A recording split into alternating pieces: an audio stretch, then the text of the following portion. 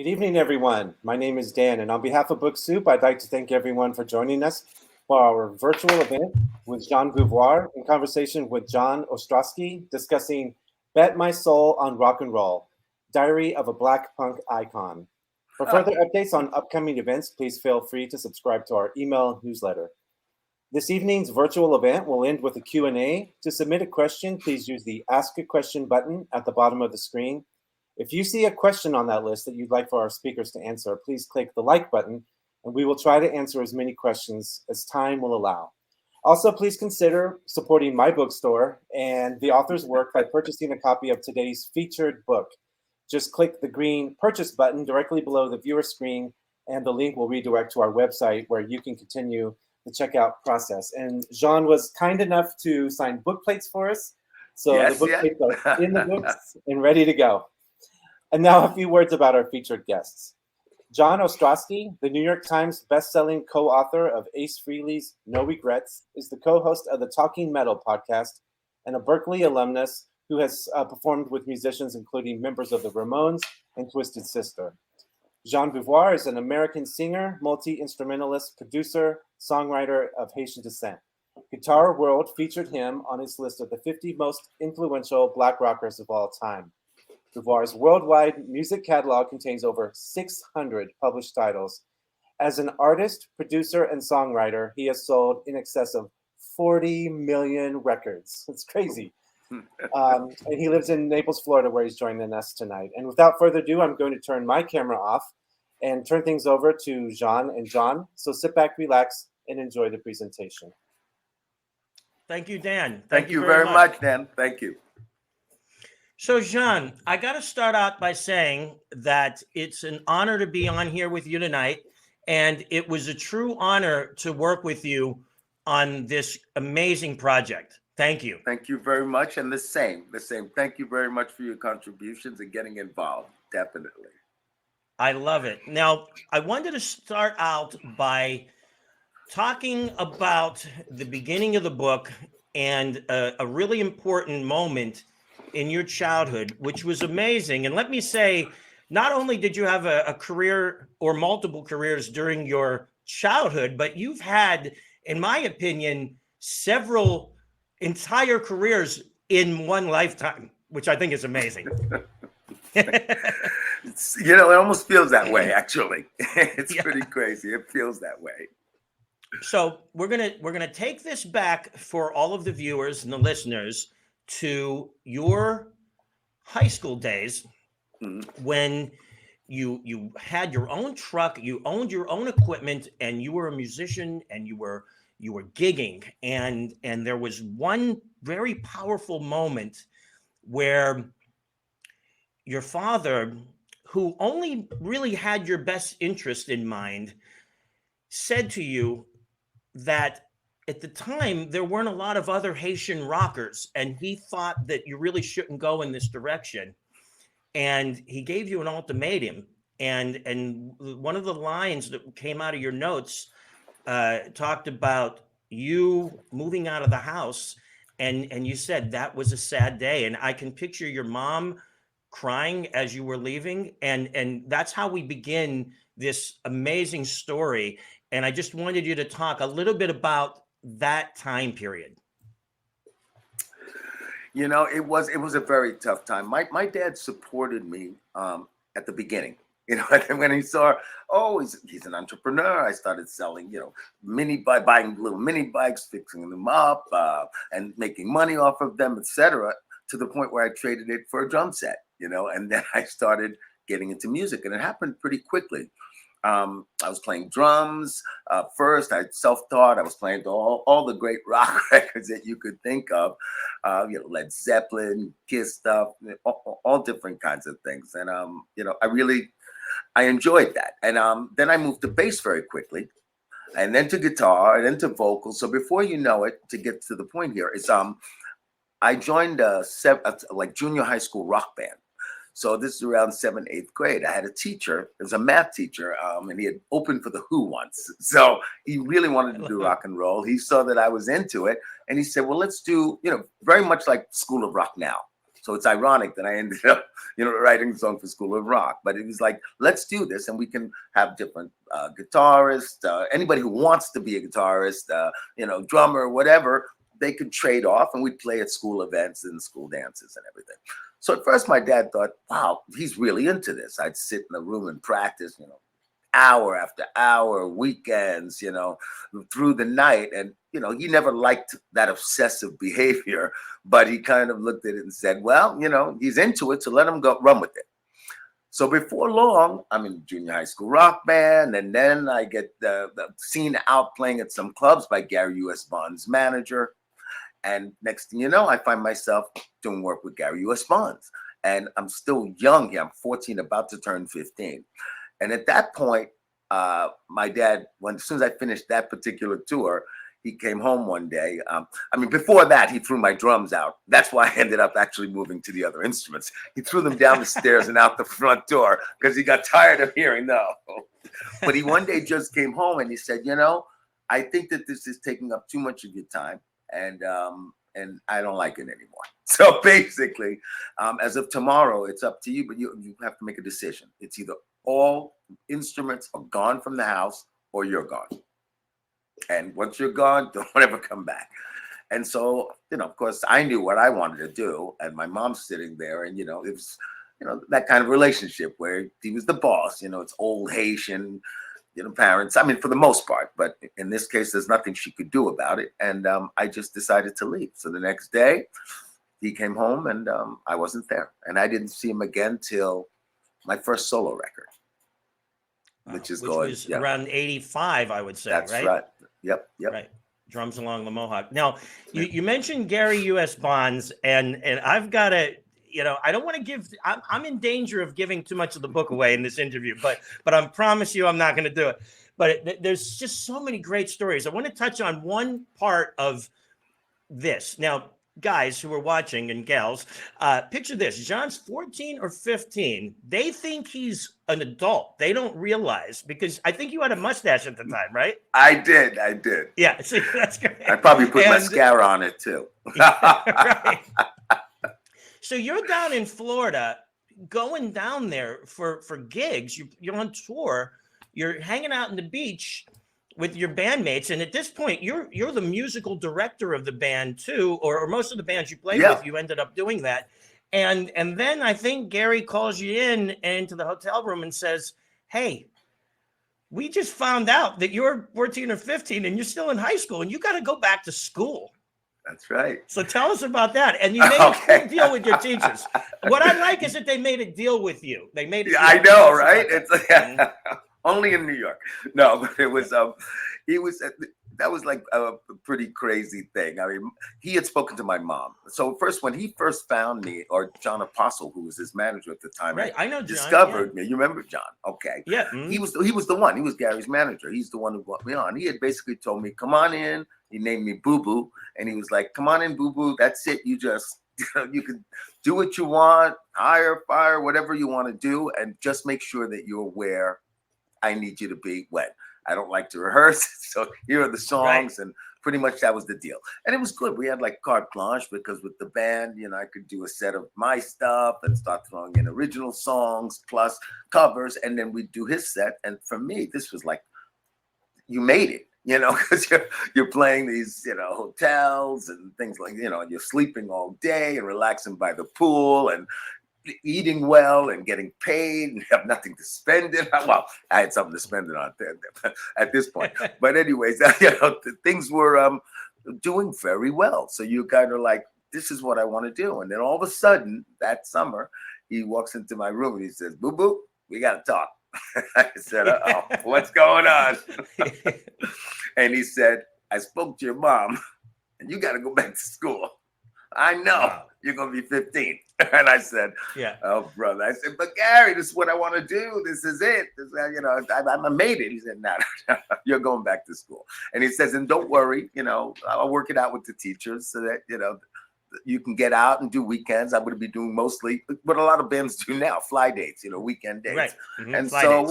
We'll work it out, And he did that. That's exactly what happened. I got back, went back to school. And then he would just call up my teachers and say, I need boo-boo from Thursday till then, or till, Right. Tuesday he'll be back at school or whatever. And, a lot of them were fans of Gary's, from that time. Right, So right. it was like so they were like, yeah, sure, no problem. Like, and, this is cool. I'm getting a call from Gary U.S. Bonds. I know, right? And Yeah. it's cool. At the same time, I'd always been involved, like I said, since junior high school rock band. So you were kind of like the school rocker. I found my niche. That was Right. my thing. And so everybody was always cool with it, and it was very interesting. It was a pretty interesting interesting teenage years. Yeah, well, I think they're great. Now, I want to go into more of your music, but before we do that, I want to talk about your childhood and even maybe go backwards a little bit. And I want you to tell everyone, because I know the stories, I want you to tell everyone about your family, on both sides of your family in Haiti, and how there was an amazing voodoo influence. But what I think is amazing is that members of your family, not just one, these people were presidents. They consulted with worldwide leaders. They were part of not just Haitian or US stuff. They were worldwide figures. And tell us about that. That's a lot to ask in one simple question. I know. Yeah, you know and what again, I mean. I've got to be careful so I don't give away too much. Too much so of the you book. don't find Right, the right. book. Just I won't throw even a little yeah, tease I won't give names or anything, but both my mom and dad had either great grandparents or great grandparents who was a president on my mom's side and on my dad's side, president of Haiti. And even though my father's side was more in the voodoo realm of things, it was a little bit of a different side than my mom's. I guess my mom's in some way, even though my dad had a president in the family, was more the she kind of side a little bit than my father's side. I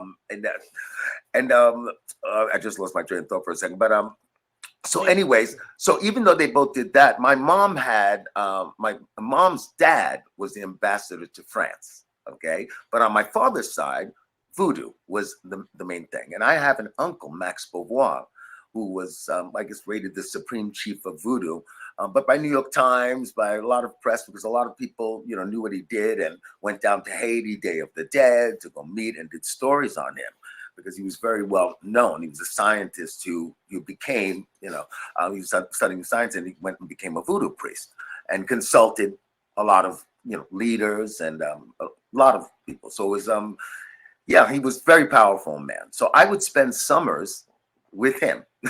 So I'd spend part of it with him, and then part of it with my mom's side, where at that time, actually, her brother-in-law was the head of UNESCO in Paris. Right. So, which is the United Nations.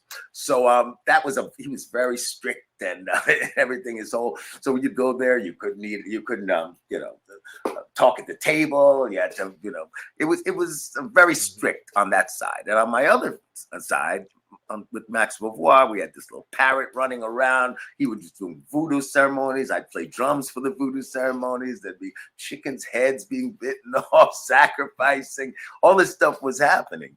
And so you had, it was pretty opposite, that you got to see both sides.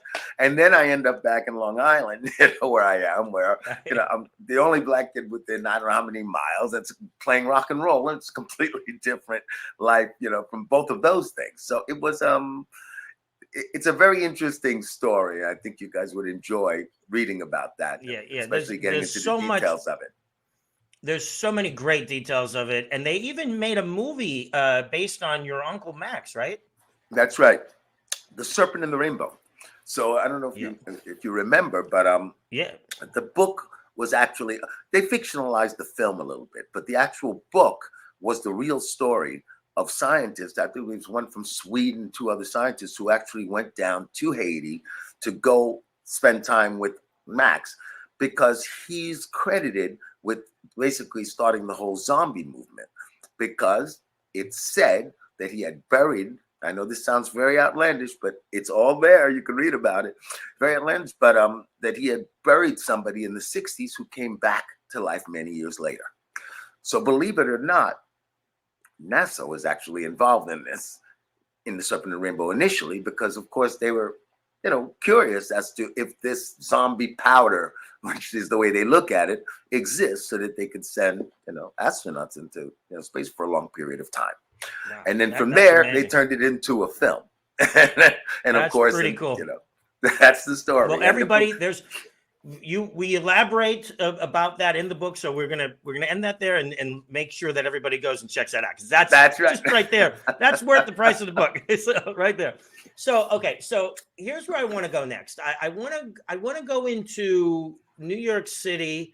I want to go into a couple of different time periods in New York City, because some of it I just I wish I was here, X amount of years younger than I got here, because I think I would have been jamming with you guys at the same exact time back at the same day, But basically, this all leads up to your time with one of the most, to me, they're one of the most influential bands of all time, the Plasmatics, and you played bass with them. And tell us a little bit about your experience with them. There's one story that stands out that I think you guys were maybe in Cleveland. I might have even though we wrote this together, I might have this. Milwaukee? The Milwaukee, correct. And now let me tell guys, these guys, I'm gonna, John, I'm putting words in your mouth there, but you used to go out the day of the gig and buy a car, sometimes a Cadillac. And tell us what happened, and then what happened at the end of that night. And you guys all made it out alive, but it was pretty intense. And for anybody who doesn't know about the Plasmatics, you guys, you practically tore apart the West Side Highway in Manhattan once with a performance, which was amazing. You sawed guitars in half, you crashed TVs with sledgehammers, and you had a car explode on stage. So go. It was, I'd say, probably the most extreme band I definitely been in, but in the world. I mean, really, the band just did really, crazy things. I mean, you're right. From the time I joined that band, I knew that it was a great fit, because I had always been a rebel, and I always, I just always believed in just do you, be yourself, do what you want to do, and live life the way you want to live it. Well, when I saw these guys, I saw that this was a great opportunity for me to do what I want to do and still keep my own space. And we did, just like you just mentioned, the shows would range from, chainsawing guitars on stage, and one of the fans would get half of that.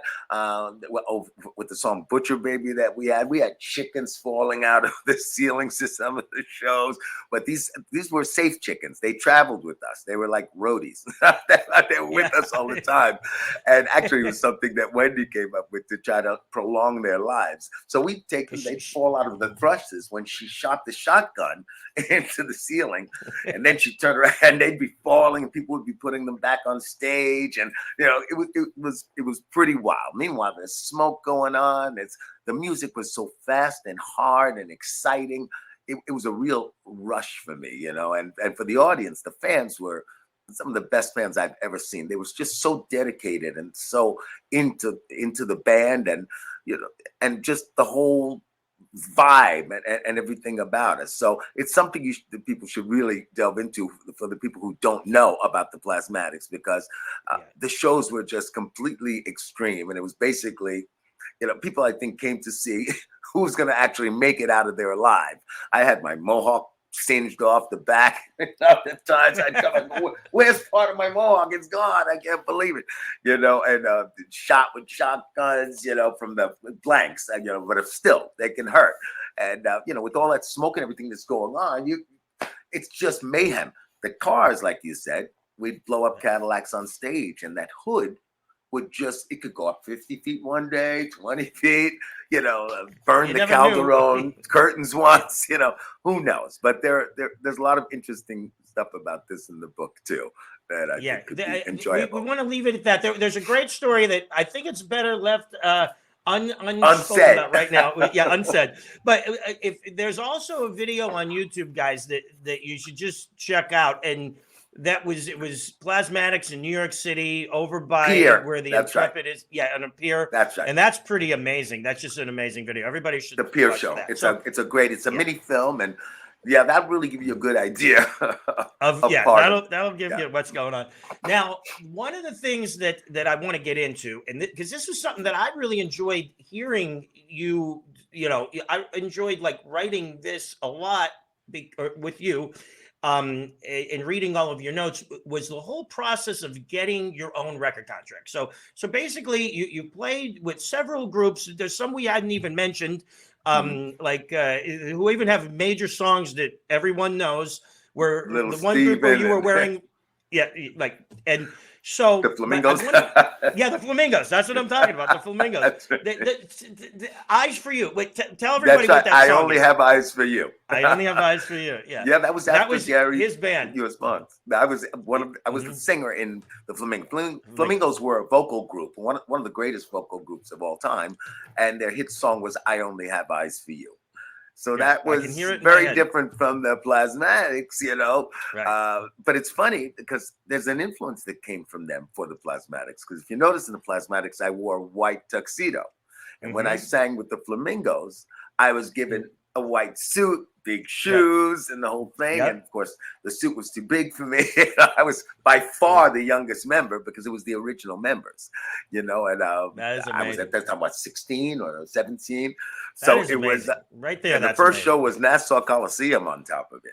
Yeah. So everybody, Nassau, I want to tell people what Nassau Coliseum is. Nassau Coliseum is Long Island's Madison Square Garden, which is hockey arena in every one of your towns. So I can't even believe it, John. I can believe it because I know it too. 16 years old, you're playing the Madison Square Garden of Long Island. That is amazing. It was pretty intense. It was. It was fun. And then we do Vegas and, all these kind of shows. So that was a very interesting time too. Yeah. Now here's where I want to go with this record deal thing. So you're coming out of the Plasmatics and people would probably sign you if you said, look, I'm John Beauvoir from the Plasmatics. I'm going to continue on blowing up cars and getting even crazier on stage. But you didn't want to do that. You wanted to do some serious stuff. And like, this could take up multiple chapters, but just talk about, getting a record deal. You had some help from little Steven. You worked with him, and then you ultimately ended up getting your own deal, and you put out Drums Along the Mohawk in 1985. And I mean, you had people like Richard Branson, courting you and bringing you around. You had Prince, you had Michael Jackson. I mean, I'm going to just gloss over some of this. You can elaborate on it, but guys, Prince wanted John in his band. Michael Jackson wanted you in his band. And we all know, we saw these videos. They had cool guys in their band, and they thought you were one of these cool guys, and they wanted you too. Everybody wanted you, which is just a great problem to have. You got too many people. Yeah. But the thing is that you wanted to do your thing because you could have, you were your own guy. Like at the time, like there's Prince, there's you, there's Michael Jackson, there's I kind of like that you said, look, guys, I'm flattered by that, and I think you guys are cool, but I want to be me, John Beauvoir. I have my own solo career that I want to do. But getting the deal was harder than you could have made it easy, but you chose to do it what I think is the right way because you stuck to your guns and you waited till you could do the album you wanted to do. That's right. That's what happened. As soon as at the beginning when I left the Plasmatics and said, oh yeah, you're young, you're confident, you believe that you can make anything happen. And leaving the Plasmatics wasn't really a small thing, it's pretty big. So you think you have some juice at this point, until you go to the labels and they laugh and they say, listen, if you want to blow up things, we can talk about a deal. But you want to like songs and sing, it's like, forget about it. So nobody wanted to touch me. I went to every label, and then I started to realize how difficult it really was. And I had some like you said, Prince was actually the first offer I got outside of the Plasmatics, which was so surprising because I wouldn't have thought, he wasn't really big yet, but he wanted me for that record where he was going to get big enough, but he was big enough. And I told them, well, I really want to do my own thing, blah, blah, blah. And his manager said, well, we actually had thought about that, and he'll produce a solo record for you and this, and they had everything together, the salary, the whole trip. And it was hard to say no, but I couldn't help but think, but back in those days that there was so much segregation, you know, and radio and everything that, right. To be honest with you, there was only room for like 2, 1, maybe more like 1. You know what I mean? So you knew that the minute you ended up, you know what I'm saying? What you're saying is there's only room for one black artist on MTV at the time. Yeah, I'm just saying it how it was. That's right. That's right. It's different than it is now, but at the time, so you have to be careful that you didn't want to get all these other guys going, because then that means maybe you wouldn't get going. That's right. It would give more juice to their camp, but at the same time, you'd be behind, sitting back here someplace. So you ended up thinking, well, you know, maybe there's just, no, I didn't think that about Michael, but with Prince, I thought that maybe he was trying to squash you. You know what I mean? Right. You know, so labels used to buy artists, and all of a sudden they think things are going to happen, but all they shelved. And then the record never comes out because they wanted to keep them from going to another label to compete with something they had. You know? Right. So there's it's sometimes it's. I mean, guys, rewind this part and think about what Jean just said, because that's like a School of Rock thing right there. For real. That's right. So anyway, so you ended up getting. Yeah.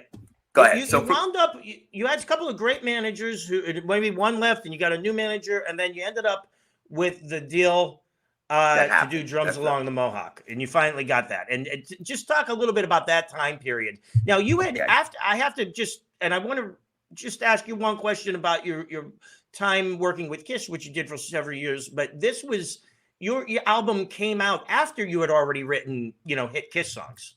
Well, that's right. I had started writing, you're right, Kiss songs. And that was, let me see, around 84, 85. So it's very close to the time. But it still didn't give you that artist thing. It gave you a great songwriter. Actually, John Waite was my first one on the Missing You album. So that was a great record. A great thing. Yeah, it was, and then Kiss. And I started working with other people, but that was one facet. In my mind, I wanted to do everything. I said, I want to be a songwriter, independent, a producer, and then also an artist. So I can maintain either one of those careers at any time should one go astray. That's how I was kind of thinking about the whole thing. So I couldn't get a deal. And no matter what, even after I joined Steven, I ended up joining Steven. After turning down some other people, Steven kind of convinced me to work with him, because he was saying, hey, I play with Bruce Springsteen. I'm taking a little break from this, with once people would see you in this, with these caliber of musicians making this album I'm going to make, people are going to know that, you're talented. And then at that point, then you can go to labels and go, look. So we tried that approach, and still didn't work. And then, but it was closer, but still no. And then finally I had an offer. I'm not even going to say who it is, because you got to buy the book, but from a very, legendary group over in Europe, in Sweden, that told me, we'll give you a singles deal. So I was about to leave. And all of a sudden I had a publicist friend in New York, very big publicist. We'd just meet for lunch. He introduced me to a wonderful manager who, had done a lot of great things, brought people over from England, worked with Hendrix, etc. And next thing you know, the manager told me, I'll have you a deal in no time. You go to Sweden, eat meatballs, do whatever you're going to do, but don't make any deals. Right. I like that. So you're all ready for the trip, and he says, look, have a good time. Do whatever you got to do over there, but don't sign it. That's right. Without signing it. That's exactly what he said. And, lo and behold, 2 weeks later, I get a phone call, and he says, Richard Branson, I'm sitting with him right now. He heard your record. He loves it. And, he heard the demos that I had. I had some demos. I had demos where I was playing all the instruments and singing all the vocals, blah, blah, blah, everything you could think of, And he said he loved it, and he wants to give you a deal, a label for that matter. And so he said, so you need to get on a plane, and went over there. Next thing you know, I was on Richard Branson's riverboat, and he just told me, okay, you got a deal. And that was it. And that was the beginning of a lot of things that happened, which, of course, there's so much stuff, guys. And I'm going to gloss. Okay. When I'm looking down, that means I'm looking at my notes. And so I wanted to, and here's some of the stuff we cover in the book, guys. So instead of you telling us about it, I'm going to tease the audience here. So, I mean, there's a lot of great stuff about Paul Stanley and Kiss and you guys hanging out in Manhattan, which for Kiss fans, that alone is like that area of the book. You guys got to get this book because you got to hear how cool this was. You produced the Ramones. You've written for the Ramones. I do want to touch on one song that I just as a fan happen to love, and I know this is your doing. There's some great stories. There's okay. We're going to go to a different point. Instead of me covering your history, I want to just ask you about. I'm going to give you two or three crazy little bits. It's not going to give too much away, but it's the kind of stuff that I think is going to get people to want to buy this. Now, one of them is that I think I know exactly where you were at this time. You were in Manhattan. You were maybe on the second or third floor of a kind of a loft area. Right across from you, there were these like girls who were changing clothes all the time. Tell us a little snippet of that. All right. Okay, this is the lightning round where you kind of give us like a little story. But okay. All right. Well, it's funny. At some point, actually, right after I left the Plasmatics, I had a loft on 30th Street. It was actually it was called the Music Building. There were two music buildings, but this was one right on 30th between 7th and 8th, I believe. I know exactly that building. Yeah. And I had a loft on the third floor, and this is the garment district over there. So I had a setup where I had one little room for rehearsals, and it was one of those old lofts where you build, you get fixtures, you put in a kitchen, you put in this, and then when you move, you sell the fixtures, even though you're renting the space. It's like a different concept back then. So anyway, so I'm on the third floor of this loft. Everything's fine, and across was still, garments, and so there were all these girls directly across. And these are big windows. These windows are floor to ceiling. Well, not quite floor to ceiling, but pretty much, really tall windows on both sides and everything. And these girls would be parading around all the time, with taking bras, taking off the clothes, trying on pants. And they knew somehow that there were musicians across the street. So this must have been, just paradise for them. They just loved to just tease everybody. So, of course, everybody wanted to come visit me, rehearse with me, because everybody's like, they want to, have this view. And then it turns out that after sometime I'm out in the club, and then this girl walks over to me and she says, "How are you?" I said, "Great." She says, "You don't recognize me, do you?" I said, "Maybe because I'm not naked." And she said, "I'm one of the girls who does who we make clothes across the street." So it was a joke. We stayed great friends after that, to be honest, for a long time. I love it. Okay, round two. You're in Europe, and you take your band over there to record, and this is your group, and you rent. This is what rock stars did back in the day. You all rented a super sports car. I'm not talking like a Firebird. I'm talking like some high-end cars. You can tell us high-end BMW over there. It's the high-end BMWs and special Audis, Mercedes SECs, and things like that. Yeah, that's right. So you're in the parking garage, and it wasn't you. One of your other band members did something, and just lightning round. Tell us what happened there. Well, we were leaving a show after we were playing because, I wasn't a big fan of tour buses at the time. So I always wanted to tour. I'd always try to find a more interesting way to tour. So I'd say, okay, well, if we're doing, Germany and we're concentrating on just around, it's only 3-4 hour rides, let's get cool cars and we can be, each one have our own car or, things like that. It'd be just more fun. Let's do that. And people can leave, it's not, road managers didn't love this because, making sure everybody gets to where they need to get to is another story. Right. But anyway, so we're leaving one of our shows and everything's fine. Our manager's with us too. And he's also got like one of those hot German cars. And then someone makes a quick stop. I think it was him, actually. All of a sudden, the next car bangs into him. I bang into the next car. All of our rental cars got totaled. All, including his car, in a parking lot, no less. So I guess we were in such a rush to get to the nearby club. Everybody was like, heading for, disco night, where we were going to go. I couldn't believe it. So I shouldn't tell you the whole story. So that's what happened. Now you need to find out what happened after that. What happened? You need to find out what happened. So guys, we're going to leave you here. You rent Mercedes, Audis, top cars. You total all of them.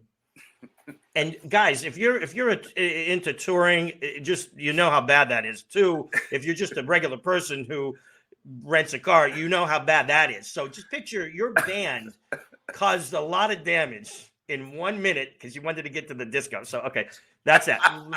Round 3 and final round. Yeah, final round because I do tour managing, so I know how I'd freak out if that happened.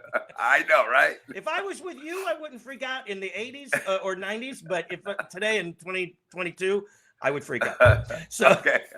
Yeah. So okay, final round of this lightning round.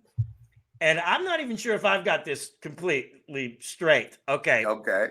You're going to do a video out of the country, I think in Haiti, and you people miss flights. Oh, brother. You get your own plane, and so okay, just picture this. You everybody misses the last flight. The label's paying like thousands, tens of thousands, $100,000. The video, God knows how much it costs. I'm just talking about the flights. You miss the flights. You gotta call somebody who has a jet plane. But we had to find somebody. Yeah, we had to find somebody who had a Learjet to be able to get us down there, so we wouldn't lose hundreds of thousands of dollars, for the day of shooting, because there was a U.S. crew and German crew all the way down there, waiting to shoot. Did you guys make a stop for Kentucky Fried Chicken? We did. Yeah, which I love. So that it was Uva's idea. Guys, you got to read that in Florida. Okay, so that's the lightning round. Okay, so now, we need to leave time for questions that are coming from people, and I just want to make sure I don't miss something that I really want to talk about. But there's a lot of great stories about your interaction with all things European. You would live in Manhattan, but then you'd spend long periods of time in Europe, a lot of time in Sweden, and you talked about some amazing mansions you were in. You built recording studios, so that in itself is something that I find interesting. So if people are fans of yours or just rock fans in general, like that's the one thing, I was talking to you about this earlier. You have your fans are smart people, I believe. I'm not saying some bands' fans are not smart, but yours are smart. You're saying? Yeah, no, no comment about that. All right. You have smart fans, if there's a lot of musicians who admire your songwriting, who want to learn about the life of not only a great musician but a great songwriter. And there's a lot in this book, and I can tell you guys because we had a great rhythm working on this together. That's something that I think everybody should look into. And then, but I want to tell everybody you also have a whole career working with the Ramones. which is amazing. And this is just one song that I just want to personally ask you about because I happen to love that song. The Bonzo Goes to Bitburg song. Goes to Bitburg. My brain is hanging upside down. Yeah, which was that was the title. I think it became right. That's right. It was so first. Tell us a little bit about that because that's for me. This is a personal question. I love that song. I love what you did with it, and tell us a little bit about that. Just a little fun part of this. Well, the song was a departure for the Ramones but when I got involved in producing them and working with them, the idea was to get them to stretch, spread their wings a little bit. So it was about Reagan going to Germany to visit the Nazi graves, the SS Waffen graves, and that there was some, controversy about that. So basically, that's what the song is about. I had produced the record Animal Boy, and we had a few singles, Something to Believe in and She Belongs to Me, and then this song, Bonzo Goes to Bitburg. I thought it was, I really liked that song, and it was, to be honest with you, the record company didn't want to put it out at the beginning, because they just felt probably it was too controversial. I really believed in it. I really pushed for it. And then it was Warner Brothers here, and then it ended up coming out in England. and did well in charts. And then it started getting a lot of airplay over here, especially at college radio and everything, to the point where they just had to release the song. And the song has turned out to be, from what I've been told or what's been written, the most important Ramones song, ever written. And it's referenced all the time. It was referenced when Trump was going to go to Russia. It's been referenced on news. And it was the longest song played in School of Rock. I was kind of impressed that it played through this whole segment, a pretty touching segment of the kids dancing and everything, like literally 3.5 minutes or so, so that was a great that's a thing. long time to have a long segment time of to have a song in a movie. Yeah. In a movie, Right. So yeah, check out School of Rock and you'll see that. But I think it was a great performance by the Ramones, and Joey did a great job with the song. And I think it's something you guys should definitely check out. And I think it's something that will stand the test of time. No doubt.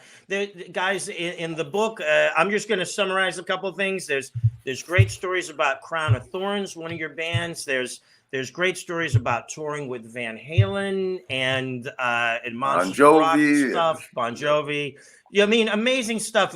I mean, if you're like me, a fan of hard rock and heavy metal, plus if you're a musician and you like to write songs, this is a book for you, because take it from me, I know I'm going to buy a copy, even though that I'm the guy. I know you got it. So, but here's the cool thing, John, is that you have a beautiful wife, Suzanne. You have a great family. You have athletic kids, and you've tied it all together, and it's all going great. And then you went on, even after all this rock stuff. You did children's television projects. You did movie projects. You've written for big pop acts, and you've got, like you said, like Dan said, you got like 600 published songs that are way more than most artists have. I mean, if you think of like some great albums, like there's 10 songs on the album, you put out 10 albums, that's 100 songs. Like, so you wrote 600 great published songs. So I just kept working. Cool, I just keep working. Yeah. That's it. So much good stuff. And so I just think that this is an amazing work, literary work. Your life story is amazing. And here's what's great: you're not done yet. You're not even close to being finished. You got. We're going to be together. Are you going to be in Nashville coming up at this event? I may be. I'm not sure yet. We're still in talks about it. But yeah, I'm doing stuff. There's no doubt about it. You're doing a lot of stuff coming up. A lot of stuff. I've got stuff coming out in Germany. I've got the 2 songs on the new Lordy records. Lordy, yeah. Lordy. The one single that did you write? You and Paul wrote that one song? Paul song? Was and I wrote it. Yeah. It was a song that we had. It was like Bees to Honey. That's right. Like a bee to the honey. Like a bee to the honey. I love that song. Yeah. Yeah. And Lordy is an amazing group. They are. They're great. And he's that. And we talk about that in the book too. We touch on that. Yes. That's right. Just so much. And I'll be making a new album, so I'm gonna, keep working. I've got Sweden Rock Festival coming up this year, so there's some stuff and some other things. So we keep rocking. You keep rocking, and it's just great. So why don't we now take some time? I think Dan's going to jump back in, and we're going to see if anyone has some questions. I know that it looks like there's about 6 people right now that already have questions going. Dan, what do you think? Yeah, I'm ready to go. Let me just start, because you touched on it, but you still have a lot to do. So why a memoir? Why now? Well, I think I have a lot of time to do, but you just never know. And it got to the point, believe it or not, I've seen so many of my peers, who passed away, or, and I'm not so young, so you start to want to get the information out there. And I just kind of went better safe than sorry. And I said, I've done quite a bit. So I wanted to, put something out there that, at least shows people who might be confused about, he's Plasmatics, so he did Feel the Heat, or Crown of Thorns. No, it's not the same guy from the Plasmatics. And this, since my career has taken a lot of different roads, I felt it was great to have things documented in one place, even for me, even for my family, to yeah, that to get the legacy. It's about the legacy. And I want to let's tell see what everybody, happens. and Dan, I don't mean to jump in, but I just got to tell everybody that Feel the Heat, which John just referenced, is the single off of the Drums Along the Mohawk record from Mohawk album. 1985. And that was used by Sylvester Stallone. And I mean, he personally picked that song in the movie Cobra. That's right, and it Yeah, was for and the whole John, advertising campaign all over the world, and it was that was the launch. That was really the start, because that made that song an international hit, and that movie did. People don't know it. A lot of people don't know this, but when it came out, it was the biggest box office, and it was the biggest advertising budget and the most screens of any film ever released to that time. What? Today, yeah, it amazing. was almost 2 times Top Gun. People don't even know that. And Top Gun was huge, The stories in this book. I mean, guys, Jean has like interacted with, I mean, people, you name it, like millionaires, billionaires, presidents, this, that, the other thing, worldwide, not just here in the U.S. It's amazing. Okay, Dan, let's go back again. Oh, sure. Come back again. Sure. Max is asking, did your brother teach you to play bass? No, he didn't, but I stole his bass. I didn't steal it, but actually my brother was playing bass at the time when I was playing drums. And, he was on a different schedule. He was, quite a bit older than I was, so we weren't playing that much together. But I'd go into his room, grab his bass, and start playing it, and it just came very quickly. And that's where my bass playing started. Great question, Max. Dave is asking, Jean, where did you go to high school? I guess you were already a working musician at that point. Yes, Sachem High School, all the way out on Long Island, in Lake Grove, Ronkonkoma. Mm-hmm. Max is also asking, is it true that you were homeless in New York City at a point? Yes. Yes, it is true, which I describe in the book. Yes, there were, the music business has its ups and downs. I know it can sound glamorous when everybody says, oh, he did this and he did that and he played with this one and he played with that one. But, the music business is a roller coaster. It definitely has its ups and downs. And each time you go from one thing to another, a lot of times, unless you're going from Ozzy Osbourne to, to somebody of that caliber, it can be really difficult, especially at the very beginning. It was, I went through some really, really difficult times at the beginning and even further along. Hey, guess what, guys? I was telling Dan and John that I didn't know if I was going to be able to do the interview and look at the comments, but the way the screen is, I can. So Jeanette says that she sang with you in high school and you were so talented. So there's Jeanette watching. Jeanette. Hi, Jeanette. How are you? And we're looking at, hi, Dave Quinn. Dave Quinn, a friend of mine. Hi, Kimberly. Hey. And hi, Max. Jean, do you have a favorite small club that you like to play? And then I guess the same question for larger venues. Oh, God. Well, the places that we used to play, first of all, I haven't done a lot of playing in several years here in the States. It's been mostly in Europe. And lately, I've been doing mostly festivals. So I love playing for a lot of people. On the tour with Bon Jovi and Van Halen, we played Wembley Stadium a couple of nights. Playing for a lot of people feels like it's a little venue for me. But back in the day, the CBGBs, I liked playing, the Ritz. The Ritz used to be a really cool club, but this is going back quite a while.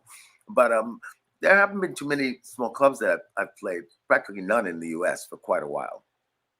Hey, John, there's something we touch on, and I want the American audience to take note of this, because I'm not sure if everybody here knows how important this is. And I'm gonna say it wrong, so I'm gonna spell it. It's like Rock, Palast. It's like a European festival. Rock Palast. Right. Tell us about what that is, because, and everybody, you'll read about this, but you've played there at this event multiple times. 3 times actually. Yeah. Mm-hmm. I played twice with Steven and once with Crown of Thorns, and that show was with David Bowie, and with Steven we headlined it twice, and it was the premier TV live show in Europe. And it's funny. I've been speaking to people about this. Things have changed quite a bit. Back then, even when I say back then, we're talking about the 80s. You didn't have all these channels and all this internet stuff to go to and all these things to discover. So when you had an event like Rock Palace, it was the number one, biggest viewership of any show, only because all the countries, Europe, everywhere, just tuned in to watch that one concert. And it would have a lot of people, it would be a huge bill. But literally a band would do that show and the next day they'd have hits all over Europe because everybody would tune. It's almost like, the World Cup. That's what kind of show it was. Now, as time went on and all this other technology started to come into play, it lost that effect. It's still prestigious, but it lost that, it's the only thing anybody's going to watch, Right. You know what I mean? Yeah. But yeah, I think that's a cool thing. And I like U.S. audiences don't realize how great that it was until it's explained. So I'm glad that you explained that. And that's such a cool thing. John, okay, Dan, go ahead. Sure. John, when you think back to Live Aid, is there anything that stays with you about that day? Any small memory from that day? Well, there were a lot of things. It was just a real emotional performance, and it was just overall emotional day, and it was just great to see so many people together. Just for a cause like that. It's just a really wonderful thing when you see that so many fans and music people, musicians, everybody all get together for an important cause, and I think that was one of the best demonstrations of that ever. I think that's what stays with me. Tom asks, of all the artists that you've worked with and that you've recorded with, what's your favorite? Let's see, the one where you really nailed it. I can't answer that. Is there a performance that you feel like? He's talking about performance-wise or on records? I think it's both, like an artist that you worked with, but also a performance that you really feel like you nailed it. The performances, I can't really single. I'm not trying to be diplomatic, but I can't really single out because it really depends. I mean, when you say nailed it, it's a little vague because you might play Wembley Stadium and it's an amazing night because of the audience and the audience response that maybe was even a little bit more surprising to just see how they all went nuts. But maybe it wasn't the night that you played the best, but the night was still amazingly powerful. You know what I mean? So I can't really single out any, and there were many, and they'd be powerful and important to me for different reasons, if you know what I'm saying. And on records, if you think about, whether it's working with Kiss, working with the Ramones, Donna Hendrix, they're completely different experiences, and you get different feelings from them. So you hope to nail them all, that when it comes to that, because that's the whole idea, is you want to try to make whatever you're doing with that person as fantastic as it can be, the best, and by giving it everything that you have. So it's really hard to really say that there's, I can't really, there wouldn't be one favorite. It's always with me. My favorites always change, even with songs I write. Might be my favorite this week, and 3 weeks later, it's something else, which means that you have more than one good thing, hopefully. Very true. Very true. Yeah, that's also how you have a career like yours, I think. Yeah. Yep. Stacy asks, the first concert I ever saw was you opening for the Eurythmics at the LA Greek Theater. Any good stories from that tour with the Eurythmics? Oh, that was fun. Let me see. Good stories. Well, a lot of things happened. Actually, it was the first. I had a band over from. I had a band over from Sweden. So I had a singer who I had found who was a great singer. Her name was Rebecca. She ended up being. I'm trying to think how to pronounce her last name now. But anyways, she ended up. After the tour, she was 16 when I took her on tour, and I got permission from her mom to take her to America with the promise that I'd watch her, make sure she didn't get into trouble. But anyways, she got really close with people in the Eurythmics, etc. And Dave Stewart loved her and ended up bringing her over to England after the tour. Mick Jagger ended up working with her, and she ended up becoming one of the biggest MTV DJs in Europe of all time. And that was a pretty crazy story and a little success story from somebody from that tour. And there were a lot of other crazy stories, but you need to check that out. Yeah, we elaborate more in the books. Stacy also asks if we will have signed copies, and we do. They have signed book plate inside, so grab them while you can, because they'll go fast. I think there's. Thanks, Stacy. There's like one. I guess one other question that I have. Well, if we wait and see if there's any others, is there an artist or a producer maybe who calls you and you'll be there the next day? An artist or producer who call me and I'd be there the next day. Yeah, are there still musicians that you'll drop everything for? Well, this is gonna sounds a little different than stuff I've done, but Lionel Richie's one because he did it for me. To be honest with you, he just said, I had met him in Sweden actually. I'm not going to get into the whole story now, but in any case, when we left each other, he told me, if you ever want to write or you've got an idea that pops up at any time, just call me and I'll be there right away. And I did that, and he did exactly that.